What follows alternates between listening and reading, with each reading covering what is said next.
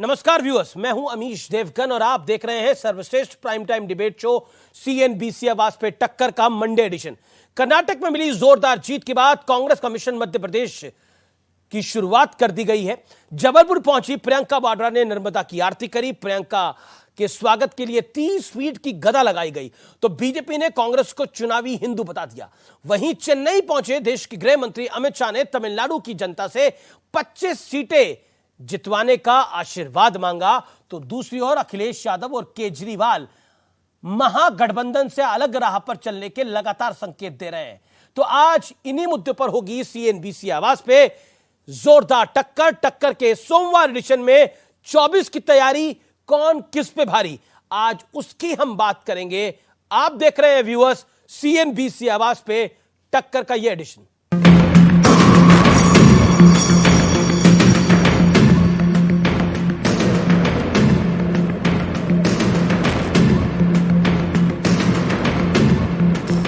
प्रियंका वाड्रा ने मध्य प्रदेश में नर्मदा आरती के साथ चुनावी शंखनाद कर दिया।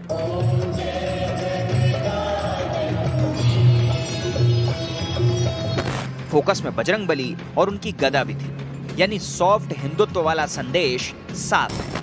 किसी के लिए कुछ नहीं हो रहा है। ये सरकार चली है तो घोटालों के लिए चली है, भ्रष्टाचार करने के लिए चली है। एक और प्रियंका दीदी गई है मध्य प्रदेश, राहुल गांधी जी मुंह दिखाने लायक नहीं रहे तो बहन प्रियंका जी को वहां पर भेज दिया। मेरा प्रियंका गांधी जी और कांग्रेस पार्टी से प्रश्न है कि किसानों के कर्जे क्यों माफ नहीं हुए और आज कौन से झूठे वायदे करने आए। अब चुनावी हिंदू हैं, चुनाव आते ही आपको मां नर्मदा की याद आती है, मां गंगा मैया की याद आती है। लेकिन बीजेपी प्रियंका गांधी की सभा में तिरंगे के अपमान और गलत तरीके से आरती करने का आरोप लगा रही है। उधर मिशन साउथ पर निकले गृह मंत्री अमित शाह ने फिर एक बार मोदी सरकार का दावा किया कि 2024 में नरेंद्र मोदी जी को तमिलनाडु का आशीर्वाद मिले और 25 से ज्यादा सीटें तमिलनाडु में एनडीए जीतकर मोदी जी प्रधानमंत्री बने। ये चर्चा भी शुरू हो गई कि कुछ पुराने साथी दोबारा एनडीए का हिस्सा बन सकते हैं। 2024 में मोदी वर्सेस ऑल होता हुआ हम देख रहे हैं। अरविंद केजरीवाल से लेकर नीतीश कुमार, राहुल गांधी सब शायद एक मंच पर आएंगे मोदी को हराने के लिए। How do you see it, Modi versus all? Bring it on. इसी बीच कांग्रेस नेता प्रमोद तिवारी ने काशी में चल रहे G20 समिट को लेकर एक बयान दिया जिस पर विवाद खड़ा हो गया। बनारस लोग तब जाते हैं जब अंतिम घड़ी आती है। कहा जाता है वहां जो अपने प्राण त्यागता है उसे मोक्ष मिलती है। तो इनकी लंबी उम्र हो, बहुत लंबी उम्र हो, पर राजनीतिक पारी का अंत हो रहा है इनको। उनसे पहले अखिलेश यादव भी ऐसा ही एक बयान दे चुके हैं। 1 महीना नहीं, 2 महीना, 3 महीने वहीं रहे, अच्छी बात है। वो जगह रहने वाली है, आखिरी समय पर वहीं रह जाता है बनारस में। लेकिन आज सबसे बड़ा सवाल है कि क्या फिर एक बार हिंदुत्व के मुद्दे पर चुनावी टकराव होने जा रहा है। इसी पर होगी देश की सबसे बड़ी बहस। तो अब वक्त है सुप्रसिद्ध विश्लेषण का, 2024 की चुनावी ताल का विश्लेषण, यानी जो यत्न करे जा रहे हैं उसका विश्लेषण। बीजेपी एनडीए का कुनबा बढ़ाने का संकेत मिल रहे हैं। विपक्ष बीजेपी विरोधियों को एक मंच पे लाने का एक पूर्ण प्रयास हो रहा है। नीतीश कुमार उसकी अगुवाई कर रहे हैं। बीजेपी के लिए बड़ी चुनौती, साउथ में वोट का गणित बढ़ाने की एक बड़ी चुनौती है। विपक्ष के लिए बड़ी चुनौती, समाजवादी पार्टी और आम आदमी पार्टी ने अलग चुनाव लड़ने का संकेत दिया है। आम आदमी पार्टी दिल्ली से लेकर पंजाब तक कांग्रेस के खिलाफ लड़ती आई है और उनकी सरकारों को सिर्फ हराया नहीं है, सफाया कर दिया है। बढ़ता हूं मैं आगे। कर्नाटक में बजरंगबली के नाम का फायदा नहीं हुआ। नए मुद्दे को तलाशने की बीजेपी को जरूरत है। विपक्ष के एंगल से बंगाल में कांग्रेस ममता की दया के भरोसे पर है। ममता बनर्जी जो चाहे वो देंगी कांग्रेस को, अगर कांग्रेस गठबंधन करती है, क्योंकि कांग्रेस मूलतः और कांग्रेस के एक कार्यकर्ता का वहां मर्डर भी हुआ है जिसका आरोप टीएमसी पार्टी पर लगाया जा रहा है। बढ़ता हूं मैं आगे। मोदी के तौर पर मजबूत चेहरे का बीजेपी को बड़ा फायदा है। विपक्ष का चेहरा कौन है, इस सवाल पर सब चुप हैं, क्योंकि शरद राव पवार भी बनना चाहते हैं, नीतीश कुमार भी बनना चाहते हैं और ममता बनर्जी की भी आस है, और कांग्रेस के लिए तो राहुल गांधी है ही। बढ़ता हूं मैं आगे। बड़ा सवाल, आज का जो बड़ा सवाल है इस चर्चा का, वो ये है, सिर्फ मोदी हराओ का एजेंडा से विपक्ष को जनता का साथ मिल जाएगा? मेरे साथ बातचीत करने के लिए कौन कौन जुड़ा है? मेरे साथ डॉक्टर अजय आलोक हैं इस चर्चा में, उनका अभिनंदन है। शुभराष्ट्रा है, अजय आलोक भारतीय जनता पार्टी के प्रवक्ता हैं। शुभराष्ट्रा है, जानी मानी राजनीतिक विश्लेषक हैं और लेखिका है। मेरे साथ मेंबर ऑफ पार्लियामेंट महुआ माझी है, सांसद है जेएमएम की। मेरे साथ मानव जायसवाल है, प्रवक्ता टीएमसी के। अखिलेश प्रताप सिंह है, नेता, वरिष्ठ नेता और प्रवक्ता कांग्रेस पार्टी के। आप तमाम लोगों का अभिनंदन है। डॉक्टर अजय आलोक, सवाल बहुत सीधा है, एनडीए का कुनबा उस ढंग से नहीं बन रहा जिस तरह से विपक्ष का कुनबा बढ़ता जा रहा है, लेकिन एक सवाल और है, आप लोग रेस्टलेस हो रहे हैं इसको देखकर।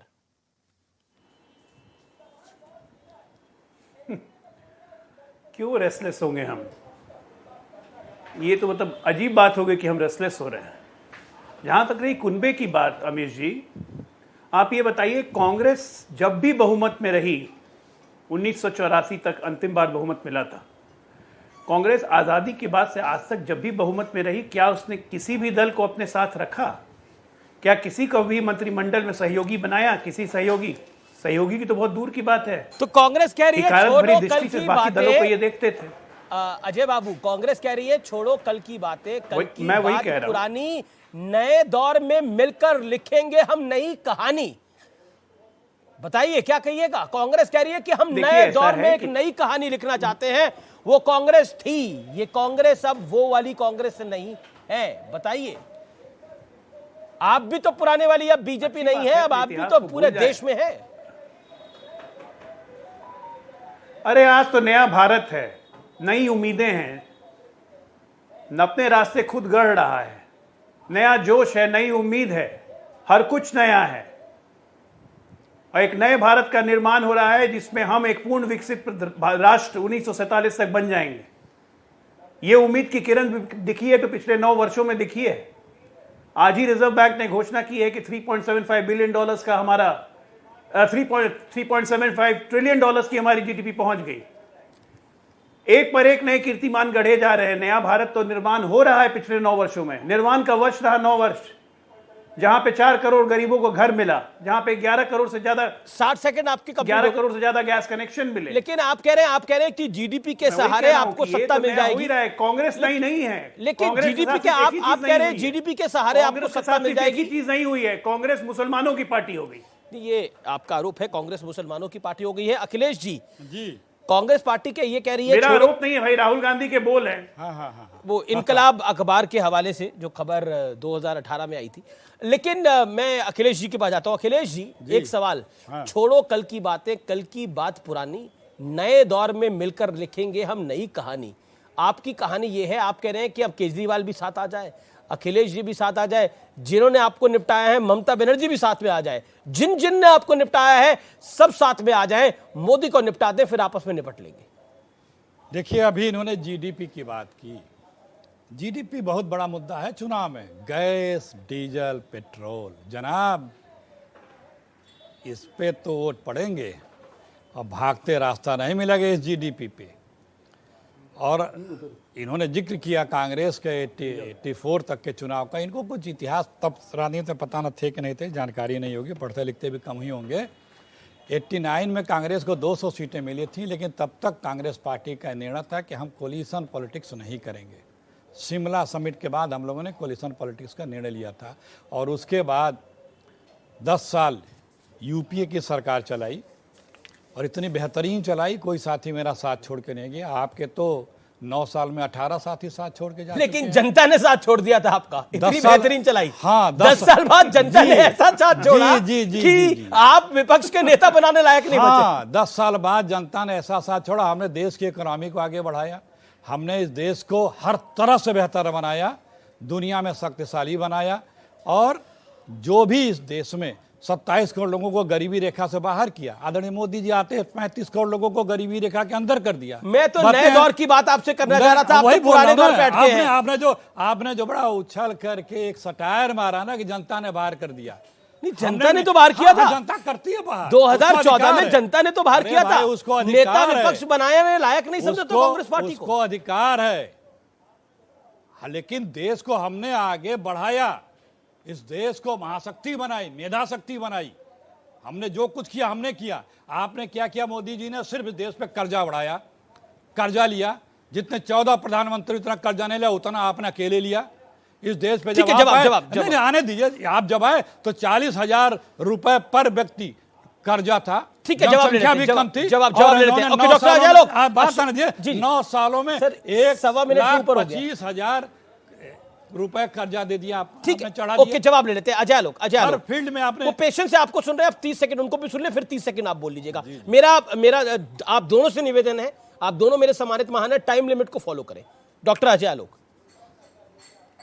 वो कह रहे हैं मोदी जी ने कुछ नहीं किया, सब हमने किया हुआ था, आपने कर्जा बढ़ाया है। 40 सेकंड में जवाब। नहीं, वही कह रहा हूं कि 2 ट्रिलियन डॉलर की इकोनॉमी हमने 9 साल में बढ़ा दी और हमने कर्जा बढ़ाया है। इनको तो ग्रोथ का स्केल का पता ही नहीं है कि इकोनॉमी होती क्या है। हाँ, आपके 10 साल यूपीए के बिल्कुल बहुत अच्छा काम किया। आपने सिर्फ जीजा जी को बनाया है। वो जीजा जी जिनकी प्रियंका गांधी की शादी के पहले इनकम टैक्स रिटर्न होती थी 14 लाख, आज उनकी कंपनी अपना इनकम टैक्स रिटर्न फाइल करती है 9,676 करोड़। ये होता है फेनोमिनल राइज। ये बनाया है आपने बनाया 2G 3G 4G घोटालों का इतिहास। चाहे कॉमनवेल्थ हो चाहे कोई हो, हर जगह घोटाले, इतने घोटाले कि भारत को घोटालों का देश कहा जाने लगा था। ये आपने बनाया। और आपने बनाया प्रधानमंत्री पद की गरिमा को खत्म कर दी। जब देश चलता था 10 जनपद से और 7 रेस कोर्स रोड चुपचाप बैठ के देखते रहता। ठीक है, जवाब ले लेते हैं। आपने ये बनाया देश को कि एक अदना सा सांसद प्रधानमंत्री का ऑर्डिनेंस ऐसे फाड़ के सरकार की धज्जियां उड़ा सकता था। ये बनाया आपने देश। ये बनाया आपने देश को। कोई किसी जब बंबई हमले हुए उसके बाद आपने पाकिस्तान पे अटैक नहीं किया, आप चुपचाप बैठ गए कि हम ये नहीं अफोर्ड कर सकते हैं। लेकिन अब आज की बात कर लेते हैं। सुनिए, लेकिन अखिलेश जी, एक पॉइंटेड सवाल है, क्या अखिलेश जी और केजरीवाल के साथ आप समझौता करेंगे? सुन लीजिए जवाब, मेरे सवाल का जवाब भी दीजिए। ये 9 सालों से हैं, सारे जो भी इनके पॉलिटिकल प्रतिद्वंदी हैं उन सब के ऊपर इन्होंने मुकदमे लगा रखे हैं। एक पे चार्जशीट लगी हुआ, एक किसी के ऊपर कुछ आरोप सिद्ध हुआ हो। क्योंकि आपसे जो प्रश्न करता है वो गद्दार है, वो देशद्रोही है, वो पाकिस्तानी है, खालिस्तानी है, वो नक्सल है जी, वो राष्ट्रद्रोही है। ये आपका स्वभाव है। कोई सवाल न करे, सिर्फ एक तरफा साहब बोलते रहें। गए हैं ना, अमेरिका जाने वाले हैं, ध्यान दीजिएगा। वो जो प्रामटम की बैटरी ओटी ठीक ठाक रहे, लाइन और तार वो ठीक ठाक रहे, सवाल तो लेते नहीं, कभी बोलते ही हैं। तो बोलने में भी, जैसे एक बार राष्ट्राध्यक्षों के सम्मेलन में बोल रहे थे, बीच में कुछ डिस्टर्बेंस आ गया था, बड़ी देश की बदनामी हुई, तो वहाँ पे ना कर दें। प्रामटम ठीक से चलना चाहिए वहाँ पे। इस बात का जरूर ख्याल रखिएगा आप लोग सरकारों के द्वारा। ये बता रहे हैं कि इस देश में क्या किया आपने, किसी लायक छोड़ा इस देश के नौजवानों को? बेरोजगारी कहाँ है? अमित शाह बेरोजगारी कहाँ है? महंगाई कहाँ है? अब आपके 60 सेकंड हो गए। अमित शाह कह रहे हैं, आप ही अखिलेश जी सवाल पूछ रहा हूं, गृह मंत्री अमित शाह कह रहे हैं कि इस बार तमिलनाडु से 25 सीटें मिलनी चाहिए हमें, हर हाल में जनता हमारी झोली भरे, और तीसरी बार नरेंद्र मोदी दोबारा प्रधानमंत्री बनेंगे और आने वाले भविष्य में तमिल प्रधानमंत्री भी होगा इस देश। देखिए कितना अहंकारी भाषा आपने बताया। हर हाल में हमें 25 सीट चाहिए। अरे जनाब, 125 सीट नहीं मिलने वाली, हमारी झोली भर दे। हाँ, हर हाल में भर दे, जो भी हो। ये देश के वोटरों को अपना बंधुआ मजदूर समझने वाली बीजेपी को 125 सीट नहीं मिलने वाले हैं इस बार। 125 सीट नहीं मिलने वाले, नहीं मिलेगी। क्या प्लानिंग है आपकी? तो अखिलेश बाबू से मतलब समझौता हो गया है, यानी अखिलेश यादव और अरविंद केजरीवाल से समझौता हो गया है। विपक्ष एक है, अरविंद केजरीवाल और अखिलेश को मिलाकर भगदड़ मची है मोदी जी के ग्रुप में। ठीक है, अखिलेश और अरविंद को मिलाकर हम लोग 23 तारीख को मिल रहे हैं जी। आप देखिए कि विपक्ष एकदम यूनाइट है और इस देश को बचाना है, इस देश के संविधान को बचाना है, इस देश के लोकतंत्र को बचाना है। ठीक है, लोकतंत्र को बचाना है, संविधान को बचाना है। बीते 9 साल में हर शाम लोकतंत्र बचता है, अगले दिन सुबह फिर उसमें हालत खराब हो जाती है। ये 9 साल में लगातार देखने को हमें मिला है। लेकिन एक सवाल, लेकिन देखिए कुनबा तो बढ़ रहा है, और मैंने इसलिए आपको बोला था, आप तो पेशे से डॉक्टर हैं तो स्ट्रेस लेना नहीं चाहिए। तो स्ट्रेस तो हो रहा होगा अजय आलोक, आपको टेंशन तो हो रही होगी, चिंता तो होंगे आप, चिंतित तो होंगे आप। अब सोचिए अरविंद और कांग्रेस एक साथ आ गई तो दिल्ली में आपका क्या होगा? अखिलेश यादव और कांग्रेस अगर एक साथ आ गई, हालांकि ट्रैक रिकॉर्ड अच्छा नहीं रहा है, लेकिन फिर भी उम्मीदें तो बढ़ जाएंगी। ममता जी और कांग्रेस साथ में आ गई तो अमित जी, ये क्या पहले एक साथ नहीं आए थे? अखिलेश और कांग्रेस, ममता और कांग्रेस मिलकर चुनाव नहीं लड़े हैं क्या बंगाल में? अब अकेले हो गए हैं। अब दिक्कत इनकी है। देखिए, पटना में एक साथ सारे भ्रष्टाचारी जुगनू बैठ के टिमटिमाएंगे, उससे हमें क्या फर्क पड़ रहा है? टिमटिमाने दीजिए। अभी चाचा ने कहा कि सब पे केस लाद दिया, सबको ईडी और सीबीआई से तंग करते हैं। भैया, ईडी सीबीआई, एक मिनट, नेशनल हेराल्ड केस में बेल पे हैं आपके नेता दोनों, सुनवाई चल रही है। बाकियों का भी यही हाल हो रहा है। यही तो दिक्कत है कि मोदी आ गया तो क्या होगा, कुछ नहीं बचेगा। खुलेआम भाषण में कह रहे हैं, प्रवक्ता हो चाहे नेता हो, कि भारतीय जनता पार्टी या मोदी आ गया तो हम में से कोई नहीं बचेगा। एग्जिस्टेंशियल क्राइसिस है। ये हम नहीं बोल रहे हैं, आप ही के नेता लोग बोल रहे हैं। जहां तक रही आम आदमी पार्टी या कांग्रेस की बात, तो आज ही आम आदमी पार्टी ने ट्वीट किया है फ्री वाली चाशनी का हवाला देके कि सबसे पहले दिल्ली में हमने फ्री किया था, देश की सबसे पुरानी पार्टी हमसे कुछ सीखती है तो बहुत अच्छा, हम राजनीति बदलने आए हैं। तो ये इनके आपस में एक दूसरे को नीचा दिखाने की होड़ लगी हुई है। ठीक है, जवाब अखिलेश ये अरविंद केजरीवाल से आप लोग सीख रहे हैं।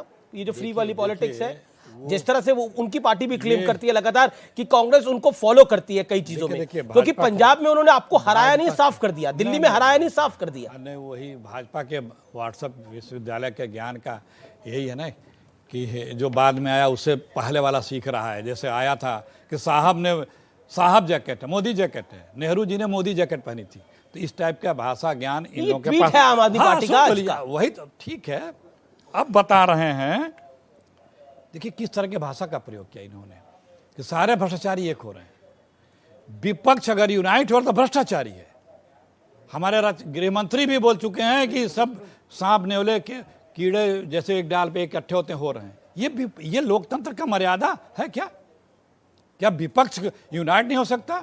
या जो आपसे असहमत है वो आप इस तरह के भाषा का प्रयोग करते हैं? लोकतंत्र के मर्यादा के बाहर है। भाई, लोकतंत्र में दो पक्ष विपक्ष, जितना आदर सम्मान पक्ष का है उतना स्थान विपक्ष का भी है। तिवारी कह रहे हैं कि आखिरी वक्त में काशी जाया जाता है। वो तो जाया जाता है, वो तो एक तो आखिरी वक्त में काशी जाया जाता है, वो लोग वो ठीक है बात है। सुनिए, आध्यात्मिक बात कह रहे हैं, वो उसको आध्यात्मिक बात को कह रहे हैं। उन्होंने तो उनके लंबे जीवन की कामना भी की है, ये आप नहीं बताएंगे।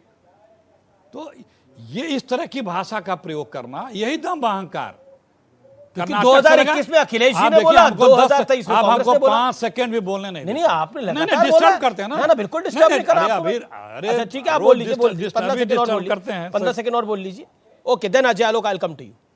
15 मोर सेकंड। हम यही कह रहे हैं कि देखिए, लोग पहचान चुके हैं कि हमारे प्रधानमंत्री जी जो दुखड़ा और मुखड़ा पर निंदा और आत्म प्रशंसा और मुद्दों से भटकाना, और चुनाव के समय वो कोई अपने काम का चर्चा ना करना, वहां पे सिर्फ पोलराइज कैसे हो सकता, उस चीज पे आकर के चुनाव को ले आने का प्रयास करना, लोग अब इस बात को समझ गए। तो पोलराइज तो आप भी करने की मध्य प्रदेश में कोशिश कर रहे हैं। हनुमान जी की गदा का कांग्रेस की कैंपेन में क्या काम है? नहीं, बिल्कुल नहीं, आपको मैंने बोलने दिया, आपने 20 सेकंड बोला जी। आपने हनुमान जी की गदा का कांग्रेस की कैंपेन में क्या काम है? आप कहने पोलराइज नहीं कर रहे, लेकिन हनुमान जी की गदा का क्या काम है, बताइए। देखिए, अब आप गदा पे आ गए। अभी गदा या पता नहीं क्या क्या हनुमान जी को बता रहे थे कि बजरंग दल को बजरंग बली बता रहे थे वहां। अभी अच्छा, आप कांग्रेस के प्रचार में हनुमान जी की गदा क्या कर रही है? पूरा जो है, अब कांग्रेस के प्रचार में हनुमान जी की गदा क्या कर रही है? मैंने कहा ना, मेरा सेंटेंस आप कभी पूरा नहीं, मैं तो पूरा होने दे रहा हूं आपको। सर, आप सवाल का तो जवाब दें। मेरा सेंटेंस कभी आप सवाल का तो जवाब दे। अगर वो जो इलेक्ट्रिकल गदा चल रही थी, जो घूम रही थी, वो शॉट्स दिखाइए जरा इलेक्ट्रिकल गदा के। वो तो शॉट वो जो गदा घूम रही थी, वो क्यों घूम रही थी? तो जीडीपी घूमनी चाहिए थी अगर आपको विकास पे चुनाव लड़ रहा है। हनुमान जी की गदा क्या कर रही थी जबलपुर में? हम विकास पे बात करते हैं, और मध्य प्रदेश में लूटी हुई सरकार इस टाइम है बीजेपी की, जनादेश से नहीं मिला था। और महाराष्ट्र है, इसी साल वो भी चले जाएंगे दोनों सरकारें। और हम महाराष्ट्र का चुनाव अगले साल है। अरे अभी तो तमाम चीजें और वहां होनी है। मतलब आप लोगों का भी खेल जारी है उधर? नहीं, वो तो सुप्रीम कोर्ट जजमेंट के बाद ठीक खेल की बात नहीं है। बात दरअसल में ये कि आपको जब अगर जनादेश नहीं मिलता है, लोकतांत्रिक तरीके से आपको सत्ता नहीं मिलती, जवाब तो नहीं आप देते। पैसा रुपए धन बल बाहुबल नाना प्रकार के बलों के बदौलत। और देखिए ये सीबीआईडी की बात करते हैं, अब आपने अपनी बात को रख लिया। बात आने दिए सर, आपने लगातार आप बोल रहे हैं, बोल रहे हैं भाई। आपने बोला सुब्राष्ट्र, मैं डॉक्टर अजय लोग आपके पास आऊंगा। जो इनके पास चला गया वो धुल गया, सीबीआई इनके पास washing machine. Okay 30 second doctor Ajay लोग, 30 सेकंड ऐसे हैं जिनके ऊपर 30 सेकंड अजय लोग मिले थे, लेकिन अखिलेश जी मेरा निवेदन स्वीकार चले गए। करिए, देखिए, आप लगातार बोल रहे हैं। ओके डॉक्टर अजय लोग 30 सेकंड। देखिए अमीश जी, बात विपक्ष की नहीं है, सच्चाई बहुत मिर्च की तरह चुभती है और आदमी एकदम पड़पड़ा जाता है, जैसे चाचा पड़पड़ा गया कि मैंने अभी बोला सारे भ्रष्टाचारी जुगनू बैठेंगे। अब देखिए, भ्रष्टाचारी जुगनू मैं क्यों कह रहा हूं, इनके लिए भ्रष्टाचार सदाचार है, मेरे लिए नहीं हो सकता, आपके लिए नहीं हो सकता। कौन बैठ रहा है? कांग्रेस, नेशनल हेराल्ड में बेल, दूसरी टीएमसी, नारदा सारदा, तीसरी आरजेडी, लालू, तेजस्वी, मीसा सब बेल पे, राबड़ी सब बेल पे, चौथी झारखंड मुक्ति मोर्चा, माइनिंग लीज के आरोप प्रूव हो चुके हैं, कभी भी मुख्यमंत्री पद जा सकता है। लगातार ऐसे दल है, डीएमके तमाम घोटालों की फेल लिस्ट है, एनसी, पीडीपी, कश्मीर में हुए पैसों का बंदरबाट जांच चल रही है, कभी भी फंस सकते हैं। एक एक लोग की हिस्ट्री है, आम आदमी पार्टी, शराब घोटाला, शिक्षा घोटाला, जितने दिल्ली के घोटाले हैं सब उनके नाम पे। ये सारे बैठ के वहां क्या हरि कीर्तन करेंगे?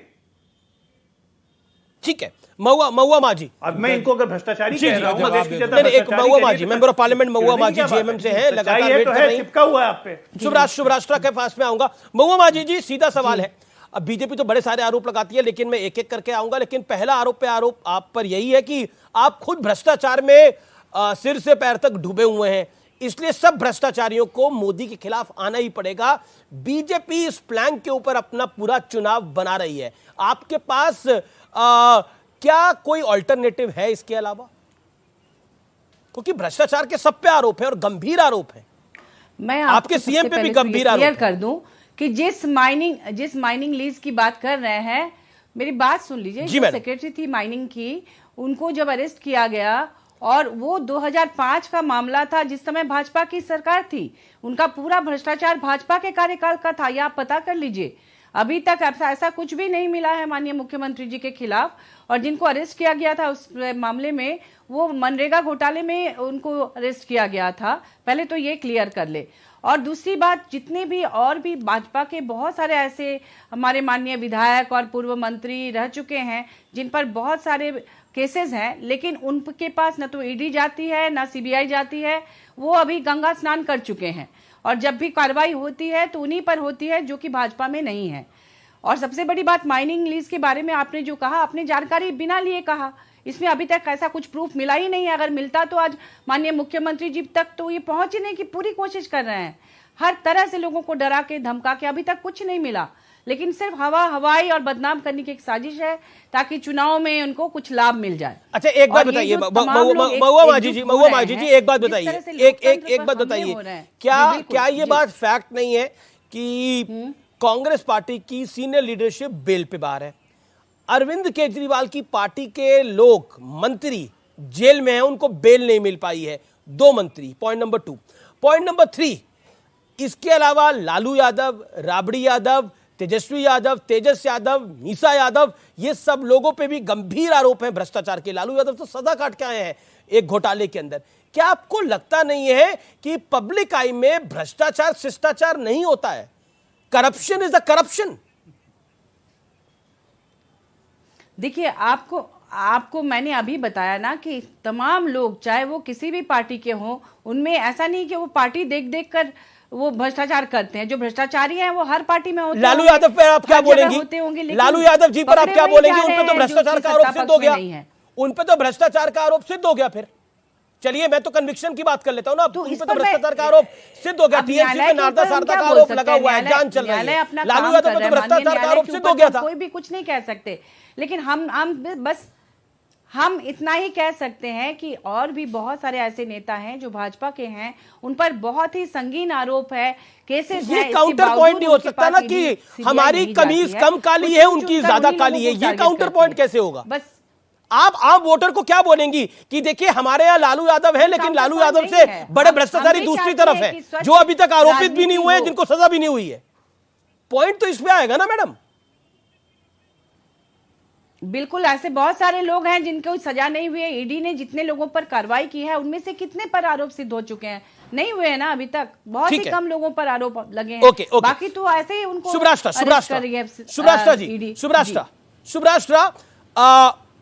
करप्शन का इशू हो, परिवारवाद का इशू हो, जिसकी बात के अन्नामलई ने आज अपने ट्वीट में करी है, इसके अलावा पॉइंट नंबर 3 जो कि बहुत महत्वपूर्ण है, बात तो जीडीपी की कर रहे हैं लेकिन चुनावी प्रचार में हनुमंतलाल जी महाराज की गदा का इस्तेमाल हो रहा है। अब बताइए। आमिष जी, 2-3 बातें हैं। करप्शन पे बात करने का मुझे लगता है नैतिक अधिकार तो आज के डेट में किसी पॉलिटिकल पार्टी के पास नहीं है, लेकिन बात यहां पर आती है कि किसने करप्शन किस मद में किस तरीके से किया। आज जिन जिन की चर्चा आज हम विपक्ष को लेकर के करते हैं, अगर तो जिन पॉलिटिकल पार्टीज का ध्यान आता है हमें, वो सारी राजनीतिक पार्टियां ऐसी हैं जो एक प्राइवेट लिमिटेड कंपनी की तरह, फैमिली ओन्ड कॉन्ग्लोमरेट की तरह चल रही हैं। और ये बात बिल्कुल ठीक है कि अगर हम कांग्रेस से लेकर के आरजेडी की बात करें, डीएमके की बात करें, जेएमएम की बात करें, किसी भी पॉलिटिकल पार्टी को आप उठाकर रीजनल पॉलिटिकल पार्टी को देखिए, एनसीपी को हम देख लें, हम सब में यही देखते हैं कि वो 1-2 घरानों तक उनकी राजनीतिक विरासत सीमित है। और उन घरानों के जो बच्चे हैं या उनके जो पोते प्रपौत्र ये सब हैं, सबके नाम बड़े बड़े कॉन्ग्लोमरेट्स हैं, सबके नाम बड़े बड़े बिजनेसेस हैं। और उनका आप एनुअल इनकम टैक्स रिटर्न वगैरह अगर देखेंगे तो आपको समझ में आएगा कि ये ईडी और सीबीआई के जो रेड लग रहे हैं वो इसलिए नहीं लग रहे कि उन्होंने बड़ी शुचिता से देश के कॉर्पोरेट इंडिया को बहुत योगदान दिया है, वो इसलिए लग रहे हैं क्योंकि वास्तव में करप्शन हुआ है। ये बात जग जाहिर है और मुझे नहीं लगता है कि इस पे बहुत ज्यादा विवेचना करने की जरूरत है। लेकिन जो दूसरा मुद्दा आपने उठाया है आमिष जी, वो बहुत इंटरेस्टिंग और बहुत जरूरी मुद्दा है, जो बतौर वोटर और बतौर युवा हमें सोचने की जरूरत है। बात हमेशा, चाहे वो भाजपा हो या वो कांग्रेस हो या विपक्ष का कोई भी नेता हो, बात तो बड़ी बड़ी जीडीपी की होती है, बेरोजगारी की होती है, अर्थव्यवस्था के विभिन्न अवयवों पर होती है। लेकिन जब चुनाव की बारी आती है तो आप देखिए मध्य प्रदेश में बजरंगबली के गधे का प्रयोग होने लगा। जब कर्नाटक चुनाव थे तो बजरंग दल और बजरंग बली, इन दोनों के अंतर को मिटा करके एक नैरेटिव गढ़ने की कोशिश की गई। तो आखिर ये धर्म प्रधान समाज में धर्म का उपयोग अगर राजनीतिक कारणों से हो रहा है तो हम बतौर वोटर्स हमें भी तो प्रूव करना ठीक है। महुआ माजी का रिप्लाई है, महुआ माजी का रिप्लाई है 30 सेकंड। जी महुआ माजी रिप्लाई 30 सेकंड। वो कह रही है धर्म का प्रयोग तो आपका सहयोगी दल भी कर रहा है, कांग्रेस भी कर रहा है, आप बोलिए क्या करिएगा आप? देखिए बीजेपी करती है तो हिंदू मुसलमान कर रही है, कांग्रेस कर रही है तो क्या कर रही है? देखिए कई बार टिट फॉर टैट या जो है ना लोहा को काटता है, उसी पैटर्न पे चलने की जरूरत पड़ती है। आपने देखा होगा कि किस तरह से धर्म की राजनीति हो रही है यहाँ पर। अब कुछ दिन पहले एक सर्वे आया कि ये पता लगाया जा रहा है कि कहाँ मंदिर है, उसके आसपास के बूथ को सशक्त किया जाए, उसमें जाकर मंदिर बनाया जाए। तो इस तरह की राजनीति, ये विकास की बात नहीं कर रहे हैं। अभी इतनी बड़ी ट्रेन दुर्घटना हुई बालासोर में, इसके पीछे लापरवाही थी। जो सुरक्षा मानक आसानी से तैयार किए जा सकते थे वो नहीं किए गए। आप दिखावे के लिए आप बड़े बड़े ट्रेन ला रहे हैं, लेकिन जो आपके पास पहले से इंफ्रास्ट्रक्चर है उनकी मरम्मत कराइए। यहाँ इतने सारे जान चली गई, उस पर ध्यान नहीं दिया गया। लगातार प्राइवेटाइजेशन हो रहा है, आप बेसिक चीजों पर ध्यान नहीं दे रहे हैं। और गलत है ना, धर्म को कौन इस्तेमाल कर रहा है? महुआ मांझी जी साहित्यकार हैं, लेकिन उनकी इस बात से मैं काफी निराश हुई कि लोहा लोहे को काटता है। यह बात बोलकर उन्होंने देश में बढ़ती सांप्रदायिकता के रॉ को एक तरह से जस्टिफिकेशन दिया है। और ये वह पॉलिटिकल पार्टी इसकी बात कर रही है जहां पे अभी अगर मैं झारखंड का कॉन्स्टिट्यूएंसी वाइज एनालिसिस करने लगूं तो इनको दिख जाएगा कि कहां कहां धर्मांतरण हो रहे हैं, कहां कहां धर्मांतरण के नाम पर लव जिहाद जैसी चीजें हो रही हैं, और कहां कहां पर झारखंड मुक्ति मोर्चा की सरकार ने जानबूझकर कॉन्स्टिट्यूएंसीज बसाना शुरू किया है। तो पिछले कार्यकाल में हो रही थी, भाजपा के कार्यकाल में लव जिहाद के मामले हो रहे थे। हमारे कार्यकाल में महुआ जी, मैं जब आप बोल रही थी तो मैं हमारे कार्यकाल में लव जिहाद बंद हो चुका है। कम से कम 2 महिलाएं होकर घूम रहे हैं। कम से कम 2 महिलाएं तो ढंग से बात कर सकती है महुआ जी। नहीं, आप गलत बात मत बोलिए। पुरुष भी ढंग से बात कर सकते हैं। हम महिलाओं का सम्मान करते हैं, लेकिन पुरुष भी अच्छे से बात कर सकते हैं, ऐसा नहीं है सुभाष। नहीं, महुआ जी का मैं सम्मान करती हूँ, जानती हैं इनकी साहित्य की मैं कायल हूँ, लेकिन महुआ जी आपने जो बात कही मैं उसका जवाब दे रही हूँ। आप जैसे लोग भी राजनीति में आकर अगर ये कहें कि लोहा लोहे को काटता है, आता एक सांप्रदायिकता दूसरे सांप्रदायिकता पर हावी पड़ेगी, इसीलिए बतौर स्ट्रैटेजी हम ये यूज कर रहे हैं, तो निराशा होती है। लेकिन मैं बताऊंगा व्यूअर्स आपको एक बड़ी स्ट्रैटेजी के बारे में बताऊंगा, मैं ब्रेक के बाद बताऊंगा, लेकिन मुझे राय लेनी है। आप तो बहुत लोकतंत्र की दुहाई देते हैं मानव जायसवाल, लेकिन एक पंचायत का चुनाव तो आप ठीक से करा नहीं पाते अपने प्रदेश के अंदर, और लोकतंत्र का ढिंडोरा पीटते फिरते हैं। चुनाव जीतने के बाद वहां पर किस तरह की घटनाएं होती हैं ये मुझे बताने की आपको आवश्यकता नहीं है, और आप लोकतंत्र की दुहाई देते हैं। जो टीएमसी वाला लोकतंत्र है वो पूरे देश में लागू करना चाहते हैं आप लोग। मानव जायसवाल, मेरा नमस्कार है, और आपके माध्यम से पूरे देश को भी। और बड़ा विचित्र डिस्कशन हो रहा था कि भाई करप्शन कहाँ है, ये कहाँ है, बहुत 9 सालों में बहुत कुछ किया, जीडीपी की बात हुई। भाई बात होनी चाहिए कि भाई उड़ीसा में जो हादसा हुआ, 500 लोगों के ऊपर मारे गए, बिजली के झटके से लोग मारे गए, ये उपलब्धि है मोदी जी की। सेंगोल होना चाहिए, राज अभिषेक होना चाहिए, राजवाड़ा चल रहा है, ये उपलब्धि है भाजपाइयों की। पिछले सालों में बहुत सारी घटनाएं हुई, कोरोना आया, चलो उनमें कोई गलती नहीं हुई, पीएम केयर फंड निकल गया, एक नया नियुक्त करप्शन का एक पिटारा मिल गया, जीएसटी घंटे बजा के, जैसे ट्रिस्ट विद डेस्टिनी होती है वैसे 12 बजे रात को घंटे बजा के जीएसटी कर दिया, पूरे देश का सफाया कर दिया मिडिल व्यवसायियों का। फिर आप आइए, कुछ ज्यादा दिन पहले की बात है, डिमोनेटाइजेशन हुआ, नोटबंदी, सैकड़ों लोग मारे गए। नोटबंदी में क्या हुआ कि भैया 2000 के नोट वापस बुला लिए, ये है उनकी उपलब्धि। और जापान में जाके ठेंगा दिखा रहे थे, जापान में ठेंगा दिखा रहे थे। मोदी सरकार की उपलब्धि क्या है ये बता रहे थे कि, लेकिन लोकतंत्र में क्या कर रहे हैं ये लोग ये नहीं बता रहे थे।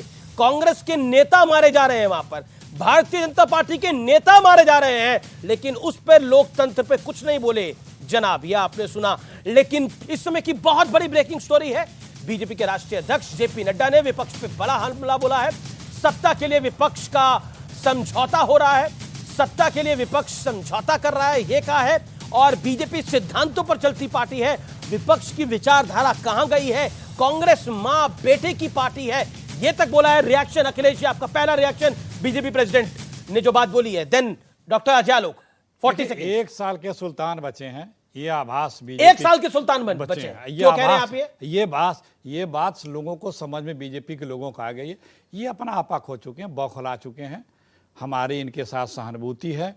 ये कांग्रेस पार्टी शहीदों, त्यागियों, कुर्बानी देने वाले और देश के लिए मरने जीने वाले, देशवासियों के लिए मरने जीने वाले, पर वो कह रहे हैं मां बेटा और बेटी की पार्टी है पूरी।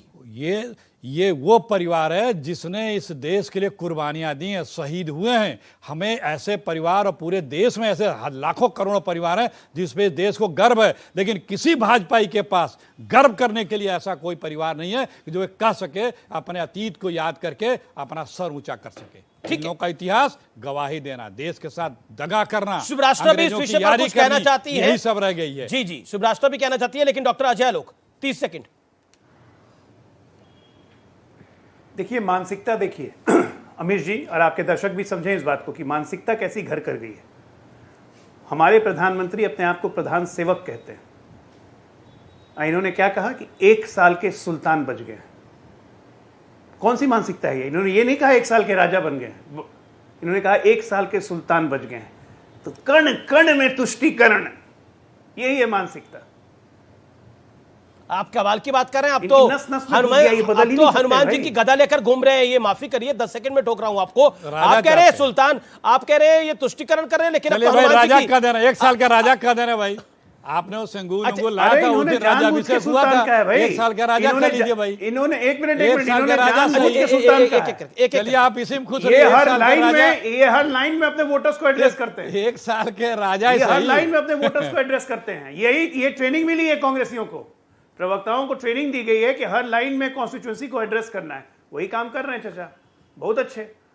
यहां सवाल उठता है कि अपने भ्रष्टाचार पे जवाब क्यों नहीं देते हैं? वो आप तुष्टीकरण की बात कर रहे हैं, आप तुष्टीकरण की बात कर रहे हैं। मध्य प्रदेश में हनुमान जी की गदा को, ये इलेक्ट्रिक गदा को घुमा रहे हैं, आप क्या बात कर रहे हैं? आप तुष्टिकरण की बात कर रहे हैं, वो नर्मदा बात की इलेक्ट्रिक गदा आरती कर रहे हैं सकते हैं, क्योंकि हनुमान जी की गदा उठाने का साहस नहीं है इनमें। हनुमान जी की गदा उठाने का साहस नहीं है, इसलिए इलेक्ट्रिक गदा ही बनाएंगे। ये नौटंकी से ज्यादा कुछ नहीं है।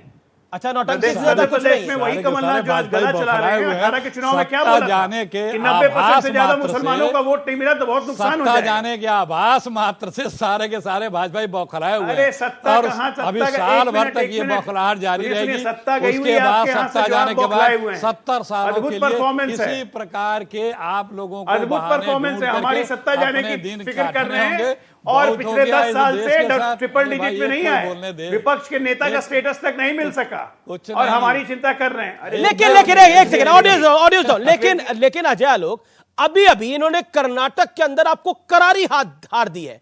आपने अपने सारे गेम वहां पे चले, हनुमान जी का भी बात करी, बजरंग दल की भी बात करी, बजरंग बली की भी बात करी, सारा गेम आपने चला, लेकिन जीती तो कांग्रेस ना, जीती तो कांग्रेस। और आपकी कितनी बड़ी हार हुई है। बिल्कुल, शायद कर्नाटक में बीते 30 सालों में ऐसी हार किसी की नहीं हुई, अगर मैं सही हूं तो आप भी तो समझिए, आपके नेता वही पुरानी स्क्रिप्ट को मध्य प्रदेश के अंदर गा रहे हैं लगातार। देखिए, चुनावी हिंदुत्व है, चुनावी हिंदुत्व है, चुनावी हिंदुत्व है। अब आप मुझे बताइए, लेकिन कांग्रेस का वो गेम चल गया। कांग्रेस सुल्तान की भी बात करती है, कांग्रेस मुस्लिम रिजर्वेशन की भी बात कर रही है, कांग्रेस बजरंग दल के बैन की बात भी कर रही है, लेकिन चुनाव तो जीत रही है ना। अब वो गदा भी लेके आई है। आपको अपनी रणनीति बदलनी पड़ेगी। चुनाव हारे हैं आप, और बुरी तरह से हारे हैं। देखिए, हम चुनाव हारे हैं और जनादेश को हम बिल्कुल सहजता से स्वीकार करते हैं और नमन करते हैं। हम ईवीएम पे सवाल नहीं उठाते, है ना। पहली बात तो ये, हम हारे, जनता ने हमें हराया, एक्सेप्टेड है। लेकिन इसकी रणनीति कुछ और थी, जिसको जनता को भी, सब देश की जनता को समझने की जरूरत है। हमारा वोट प्रतिशत वही का वही रहा। क्या अब मॉरल जीत आप ले रहे हैं? देखिए, कांग्रेस का वोट शेयर ज्यादा था। अच्छा, क्या लगता है आपके नेता बोल रहे कर्नाटक में कांग्रेस ने ये नहीं करा। अभी मतलब कुल मिलाकर सरकार को महीना 2 महीना नहीं हुआ, लेकिन आपको उम्मीद है कि सारे अपने वादे पूरे कर दे। ऐसे थोड़ी होता है अजय आलोक जी, स्थिति को समझिए भाई। बिल्कुल ऐसे नहीं होता है। हम कहां कह रहे हैं ऐसे? आपके नेता लगातार कर्नाटक में बोल रहे हैं, देखिए वादा पूरा नहीं कर रहे, देखिए वादा पूरा नहीं कर रहे। अब राजस्थान में पूछिए ये बात, अब छत्तीसगढ़ में बोलिए, आपका अधिकार है। 4.5 साल का शासन हो गया, लेकिन 1.5-2 महीने की सरकार को आप बोलेंगे ये अपने वादे पूरे नहीं कर रहे। क्या आपको लगता नहीं है कि आप भी जल्दबाजी में हैं? हम वादे पूरे नहीं, आप हारना भूल चुके हैं। आप हारना भूल चुके हैं। बात तो दूर, आप हारना भूल चुके हैं। एक सेकंड, अरे हम वादा पूरा करने के दूर, हम वादा खिलाफी की बात कर रहे हैं अमित जी। इन्होंने आते के साथ पावर टैरिफ बढ़ा दिए, 2 रुपए प्रति यूनिट, 2 रुपए 80 पैसे प्रति यूनिट। ये वादा खिलाफी है। फ्री की बात तो दूर है, वो जब करेंगे ये करेंगे। इन्होंने 15 लाख इन्होंने वादा खिलाफी कर दी, सीधे इन्होंने बिजली के दाम बढ़ा दिए। हम वो बात कर रहे हैं। और एक बात सुनिए, ये कर्नाटका में जीते इसलिए क्योंकि पूर्ण रूप से मुस्लिम तुष्टीकरण हुआ, जेडीएस का वोट कम हुआ, इनका वोट बढ़ गया। ये देश में 100 स्मार्ट सिटी लेकिन बना दिए। देखिए, आप काशी, लेकिन देखिए इन्होंने भी अपने चुनावी वादे, इन्होंने आप इनको चिढ़ाते रहे, आप इनको चिढ़ाते रहे, रामलला हम आएंगे, मंदिर नहीं बनाएंगे, तारीख नहीं बताएंगे। आप इनको चिढ़ाते रहे, इन्होंने राम मंदिर का काम कर दिया। आप 370 पे चिढ़ाते रहे, इन्होंने बनवाया। और कौन बना रहा है? सरकार बना रही है मंदिर। आपके प्रधानमंत्री, आपके नेता पीवी नरसिम्हा राव ने तो फ्लोर ऑफ द हाउस पे बोला था मैं मस्जिद बनवाऊंगा, मैं बाबरी मस्जिद बनाऊंगा। कांग्रेस के prime minister PV Narasimha Rao का और हाउस में दिया गया बयान है ये। आप इनको चिढ़ाते हैं 370 हटाओ, 370 हटाओ, इन्होंने 370 हटा दी। अब आइए काशी को क्योटो बनाओ, काशी को क्योटो बनाओ। काशी विश्वनाथ धाम ऐतिहासिक बन गया है, आपको दिखाई नहीं दे रहा क्या? आप लोग भी, आप लोग 2014 हारे, 2019 हारे, 24 में वही गलती के कर रहे हैं क्या? भी ऐतिहासिक बना, वहां पे एक छोटी सी आंधी में कितने भ्रष्टाचार के कारण वहां के देवताओं की मूर्तियां टूट के बिखर गई। ये जो कॉरिडोर है, ये किसने बनाया है? पूरे देश के कई मंदिरों का कॉरिडोर, ये भ्रष्टाचार की जांच होगी, पता लगेगा अच्छा ठीक है। महुआ जी को स्क्रीन पे लेके, महुआ जी, बीजेपी का तो आप पे बहुत संगीन आरोप है कि आप डेमोग्राफिक बदलाव कर रहे हैं बॉर्डर एरियाज के अंदर। जो आपके जो झारखंड के इलाके बांग्लादेश की सीमा से लगते हैं और पश्चिम बंगाल की सीमा से लगते हैं, वहां पे जबरदस्त डेमोग्राफी बदलाव हो रहा है और बीजेपी के नेता निरंतर इस बात को बोल रहे हैं। और इसका बड़ा सबूत यह है कि अनुमान के मुताबिक 2021 में पाकुड़ में जो मुस्लिम आबादी 3 लाख 23,000 थी वो 2021 में बढ़कर 2011 में जो 3,23,000 थी वो 2021 में बढ़ के 5 लाख के करीब पहुंच गई है, 4,98,000 हो गई है। यानी कुल आबादी लगभग 45% से ऊपर है। बताइए क्या करिएगा? देखिए, बॉर्डर इलाके में इस तरह की घटनाएं कई बार अनजाने में भी होती है, लेकिन आप जानते होंगे कि वहां पर अडानी पावर प्लांट लगा, बांग्लादेश को बिजली चली गई, हमारे राज्य में बिजली की किल्लत है, उसमें भाजपा क्यों चुप है? कि क्यों हमारे राज्य में बिजली की इतनी किल्लत है कि लोग गर्मी से यहाँ त्रस्त हो गए हैं, लेकिन आप वहां दे रहे हैं एग्रीमेंट के मुताबिक, यहाँ 25% बिजली देना है कम रेट में, वो आप नहीं दे रहे हैं। एक तरफ लेकिन आरोप है कि लोकल शासन प्रशासन उनकी मदद करता है, लोकल शासन प्रशासन उनकी मदद करता है, इसीलिए डेमोग्राफिक बदलाव हो रहा है और ये बड़ा घातक है नेशनल सिक्योरिटी के लिए, इस तरह का डेमोग्राफिक बदलाव। देखिए, हाँ, तो इसके लिए सरकार गंभीर है और लगातार इसमें प्रयास कर रही है। माननीय मुख्यमंत्री जी की तरफ से सख्त निर्देश है, प्रयास कर रही है कि ये डेमोग्राफी और जल्दी और जहां तक अभी आपने जो कहा कि विपक्ष बीजेपी कह रही है, प्रयास कर रही है कि ये डेमोग्राफी जल्दी से बदल जाए। बिल्कुल नहीं, आप पता करके देख लीजिए कि किस तरह के आदेश। देखिए, ये तो आप एक तरफ उनसे मैत्री बढ़ा रहे हैं, यहाँ का शोषण करके, मैत्री बढ़ाने का मतलब थोड़ी है कि वहाँ के लोगों को बुला लेंगे लोग।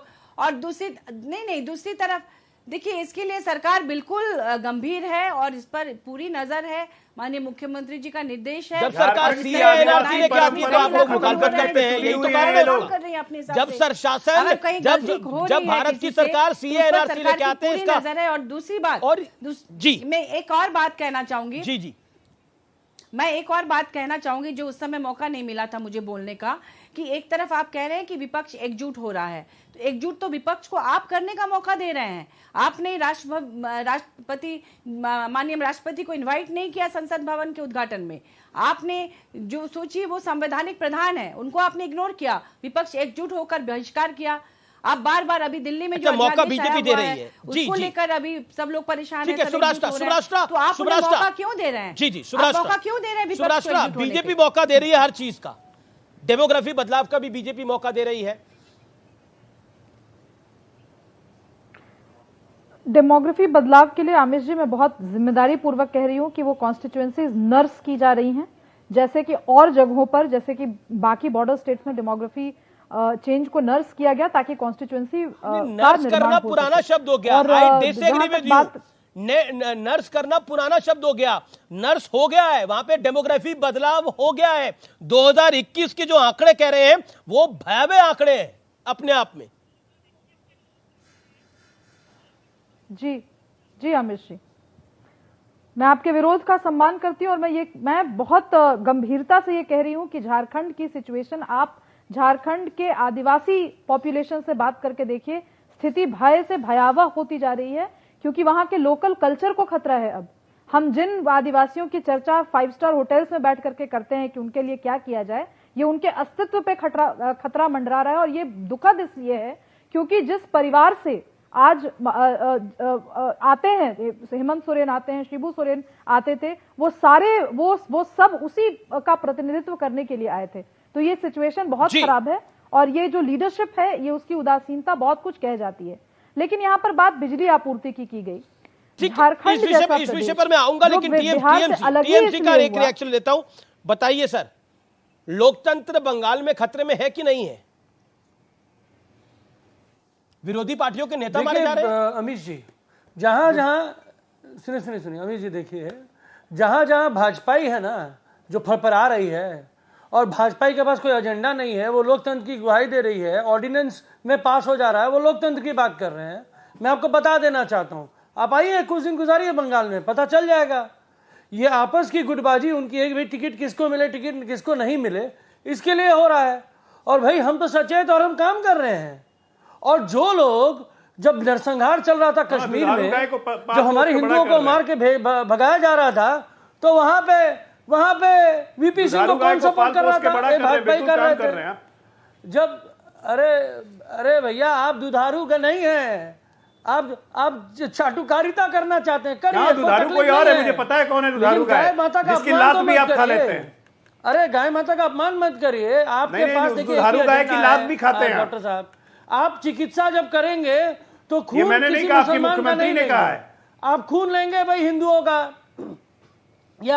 ये आपका चल चरित्र है, आपको उस चश्मे से ही दुनिया दिख रहा है। वक्त एक ब्रेक का है। ब्रेक के उस पार सीएनबीसी आवाज की टक्कर में किस तरह से भारत के अंदर एक बड़ा डेमोग्राफिक बदलाव हो रहा है, उसकी पूरा एक्सपोजे ब्रेक के बाद आपको मैं दिखाऊंगा। वो जान के आप भी शॉक्ड हो जाएंगे, स्तब्ध हो जाएंगे।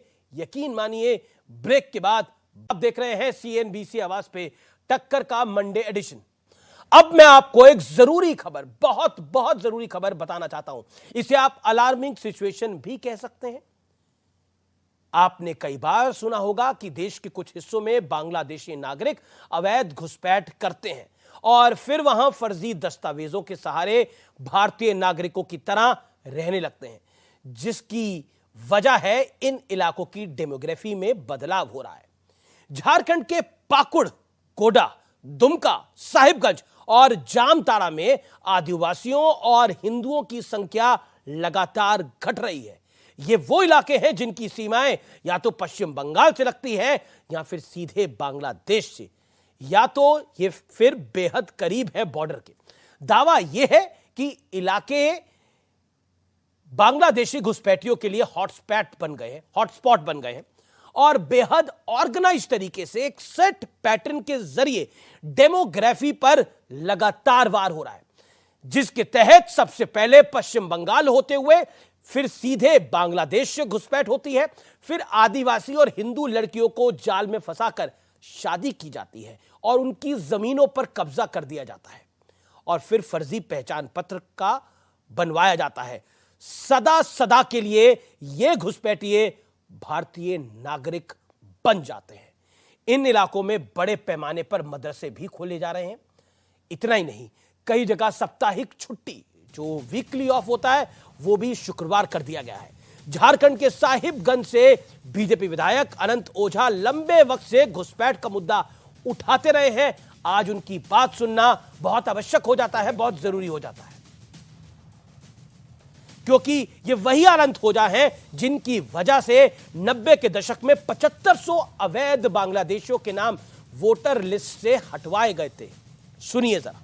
सामाजिक आर्थिक बदलाव हुए हैं, कैसे शादियां हो रही है, शादी करके उसके पूरे संसाधनों पर ये लोग काबिज हो रहे हैं। इसकी सरकार एक पड़ताल करके अच्छे तरीके से और एक टास्क फोर्स गठित करके इस दिशा में पहल करे। अनंत ओझा के अलावा गोड्डा से बीजेपी के member of parliament Nishikant Dubey ने भी इसी साल फरवरी में लोकसभा में यह बड़ा मुद्दा उठाया था। इस बात से इंकार नहीं किया जा सकता कि डेमोग्राफिक बदलाव शायद किसी के लिए वोट बैंक वाला खजाना रहा होगा, क्योंकि ताकतवर लोगों की मदद के बिना घुसपैठ कतई संभव नहीं है। हालांकि सरकार में शामिल कांग्रेस डेमोग्राफिक बदलाव के लिए केंद्र सरकार को जिम्मेदार बता रही है। झारखंड के ग्रामीण विकास मंत्री आलमगीर आलम कह रहे हैं कि बीएसएफ के होते हुए घुसपैठिए भारत में कैसे घुस रहे हैं, जबकि जामताड़ा से कांग्रेस विधायक तो ऐसी किसी घुसपैठ से ही इंकार कर रहे हैं। हालांकि आंकड़े कुछ और ही कहानी बता रहे हैं। अब मैं फैक्ट्स रखूंगा। 2011 में पाकुड़ की आबादी 9 लाख थी, जिसमें मुस्लिम आबादी 3,23,000 थी। अनुमान है 2021 में ये मुस्लिम आबादी 4,98,000 हो गई है, लगभग 5 लाख। यानी कुल आबादी का 45.55% यानी 45.55%। वहीं 2011 में साहिबगंज की कुल आबादी 11,50,000 थी। इसमें से 3,08,000 मुस्लिमों की जनसंख्या थी। अनुमान है कि 2021 में मुस्लिमों की जनसंख्या 4,84,000 बढ़ गई है। यानी कुल आबादी का 34.61%। रांची हाईकोर्ट में इस मुद्दे को लेकर एक पीआईएल यानी जनहित याचिका की सुनवाई हो रही है।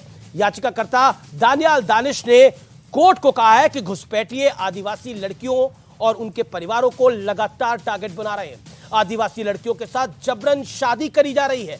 विरोध करने पर कई लड़कियों की हत्या भी करी जा चुकी है। शादी के बाद परिवार की संपत्ति हड़प ली जाती है। बांग्लादेश सीमा से सटे जिलों में अचानक मदरसों की संख्या भी काफी बढ़ गई है।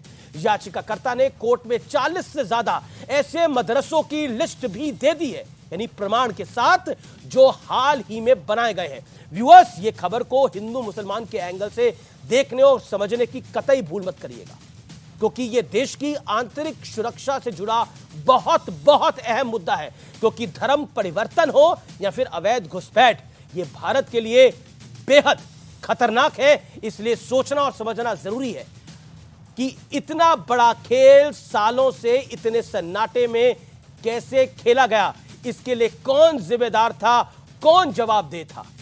आज इस मुद्दे को आपके सामने रख के मैंने अपने कर्तव्य को निभाया है और मैं आपको यह वादा करता हूं कि इस खबर को मैं बिल्कुल नहीं छोड़ूंगा। इस खबर की मैं तह तक जाऊंगा, क्योंकि यह मामला मेरे और आपके देश की आंतरिक सुरक्षा का है। मैं बार बार बोल रहा हूं, यह देश की आंतरिक सुरक्षा के लिए बहुत बड़ा अलार्म है। एजेंसीज को इसके बारे में विचार करना ही चाहिए। और इस वीडियो को मेरा आपसे निवेदन है, जितना शेयर कर सके करें, क्योंकि देश के लिए को जागरूक बनाने के लिए ये वीडियो बहुत बहुत जरूरी है। फिलहाल सीएनबीसी आवाज की टक्कर को यहीं समाप्त करते हैं, लेकिन 2024 के चुनाव से पहले हर एक अपना कुनबा बढ़ाने का प्रयास करेगा, लेकिन बीजेपी के शासन को 10 साल होने लगे हैं। इसलिए बीजेपी के लिए तैयारी बहुत बड़ी होनी चाहिए होगी। लेकिन कांग्रेस कर्नाटक जीतने के बाद मध्य प्रदेश की सवारी करने को तैयार है।